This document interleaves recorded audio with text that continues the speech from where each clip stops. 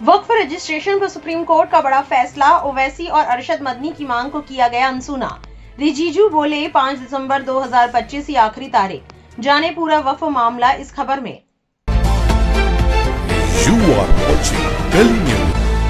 Supreme court में वक्फ property के record उम्मीद पोर्टल पर अपलोड करने की डेडलाइन बढ़ाने का इंतजार कर रहे मुस्लिम पक्ष को बड़ा झटका लगा है। सोमवार 1 दिसंबर को सर्वोच्च अदालत ने unified Waqf management empowerment efficiency and development portal पर वक्फ प्रॉपर्टी के ऑनलाइन रजिस्ट्रेशन की समय सीमा बढ़ाने से इनकार कर दिया। कोर्ट ने सरकार की दलील मानते हुए उम्मीद पोर्टल की आखिरी तारीख बढ़ाने की राह तक रहे मुस्लिम पक्ष को राहत नहीं दी। सर्वोच्च अदालत ने कहा कि वक्फ कानून के तहत वक्फ ट्रिब्यूनल को वक्फ संपत्तियों के रजिस्ट्रेशन और डिजिटाइजेशन की समय सीमा बढ़ाने का अधिकार दिया गया है। कोर्ट ने कहा कि इस मामले में आवेदक वक्फ ट्रिब्यूनल में अर्जी दे सकते हैं। इंडिया टुडे से जुड़ी अनीशा माथुर की रिपोर्ट के मुताबिक सुप्रीम कोर्ट में जस्टिस दीपांकर दत्ता और जस्टिस ऑगस्टीन जॉर्ज मसीह की बेंच ने वक्फ मामलों से जुड़े आवेदन खारिज करते हुए कहा, हमारा ध्यान धारा 3B के प्रावधान की तरफ दिलाया गया है, चूंकि आवेदक ट्रिब्यूनल के सामने राहत पा सकते हैं। इसलिए हम सभी आवेदनों का निपटारा करते हुए उन्हें धारा 3B क्लॉज A के तहत निर्धारित 6 महीने के पीरियड की आखिरी तारीख तक ट्रिब्यूनल में जाने की आजादी देते हैं। ये मामला वक्फ अधिनियम 2025 से जुड़ा है, जिसमें सभी वक्फ संपत्तियों का अनिवार्य रजिस्ट्रेशन करने का प्रावधान है। इनमें वक्फ बाय यूजर वाली वक्फ संपत्तियां भी शामिल हैं, जिन्हें सरकार के डिजिटल उम्मीद पोर्टल पर रजिस्टर कराना होगा।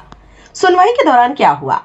सुनवाई के दौरान आवेदकों की तरफ से पेश सीनियर वकील कपिल सिब्बल ने कहा कि वक्फ संशोधन कानून 8 अप्रैल को लागू हुआ था, जबकि उम्मीद पोर्टल 6 जून को शुरू हुआ।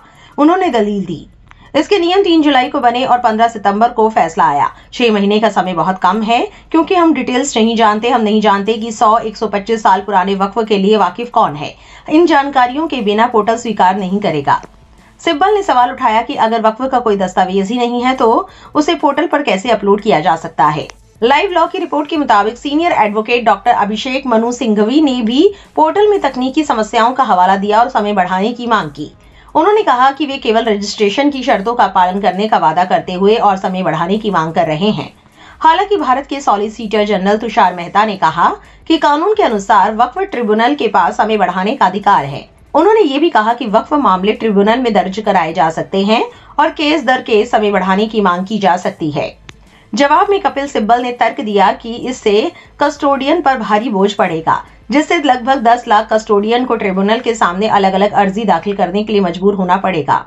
अब सुप्रीम कोर्ट द्वारा तारीख ना बढ़ाने के फैसले के बाद जमीयत उलेमा हिंद के सदर मौलाना अरशद मदनी ने ट्वीट कर लोगों से अपील की है। उन्होंने एक्स पर लिखा है, जैसा कि सबके ज्ञान में है कि जमीयत उलेमा हिंद और दूसरे लोगों की सभी कोशिशों के बावजूद सुप्रीम कोर्ट ने उम्मीद पोर्टल पर वक्फ संपत्तियों के रजिस्ट्रेशन की दिनांक 5 दिसंबर 2025 से आगे बढ़ाने से साफ मना कर दिया है। इन हालात में अगर वक्फ रजिस्ट्रेशन निर्धारित दिनांक तक पोर्टल पर अपलोड नहीं हो सका तो फिर इसके लिए वक्फ ट्रिब्यूनल से संपर्क करना पड़ेगा, जो एक मुश्किल प्रक्रिया होगी। इस संबंध में कुछ निवेदन किए जाते हैं। सबसे पहले सभी वक्फ मुतवल्लियों, प्रशासनिक समितियों और संबंधित व्यक्तियों से ये निवेदन किया जाता है कि वे इस बात की पूरी कोशिश करें कि 5 दिसंबर 2025 तक संबोधित वक्फ संपत्तियों का विवरण पोर्टल पर अपलोड करा दे। अगर पोर्टल पर आने वाली तकनीकी खराबियों या किसी दूसरी वजह से डिजिटलाइजेशन या अपलोडिंग का काम पूरा नहीं हो पाता तो इस ईमेल पर support-umeed@gov.in पर संदेश भेजकर सूचित करें। इसके साथ साथ इस संदेश में पोर्टल में आने वाली खराबियों, गलतियों या दूसरी परेशानियों का विवरण, मोबाइल नंबर जिससे विवरण अपलोड किया जा रहा है और आवेदन नंबर को भी इसमें दर्ज किया जाए। अगर संभव हो, बल्कि ये आवश्यक है कि पोर्टल पर आने वाली तकनीकी खराबियों की जानकारी भी इसके साथ भेजे। चूंकि समय बहुत कम है, इसलिए सभी लोगों से अपील की जाती है कि वे पोर्टल पर अपनी वक्फ संपत्तियों का विवरण अपलोड करने की कोशिश करते रहें। अगर कोई तकनीकी खराबी आती है या पहले वाली खराबी के दूर होने के बाद कोई नई खराबी सामने आ जाती है तो आवश्यकता के अनुसार उसके बारे में भी इमेज भेजे। ये भी आवश्यक है कि इसका रिकॉर्ड रखा जाए, क्योंकि बाद में प्रमाण के रूप में इसकी जरूरत पड़ सकती है, वरना अधिकारियों के लिए ये कहना बहुत आसान होगा कि पोर्टल में कोई तकनीकी खराबी नहीं थी।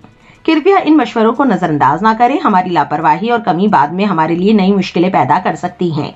संसदीय कार्य मंत्री तथा अल्पसंख्यक कार्य मंत्री किरण रिजिजू ने एक्स पर लिखा, सुप्रीम कोर्ट ने साफ साफ कह दिया है कि उम्मीद पोर्टल पर वक्फ संपत्तियों की जानकारी अपलोड करने की आखिरी तारीख 5 दिसंबर 2025 ही रहेगी। इसमें अब कोई बढ़ोतरी नहीं होगी।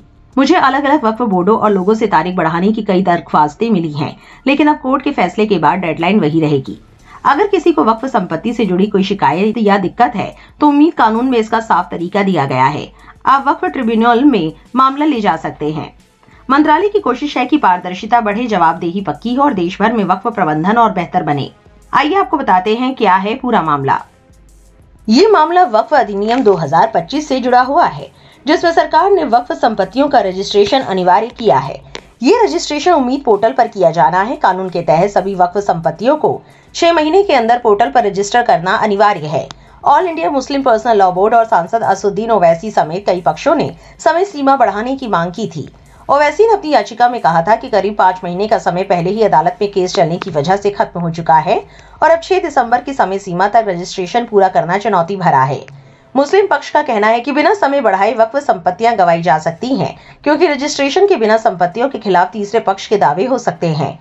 केंद्र सरकार ने हाल ही में वक्फ कानून में संशोधन किया है, जिसका कई मुस्लिम संगठनों और राजनीतिक दलों ने कड़ा विरोध किया।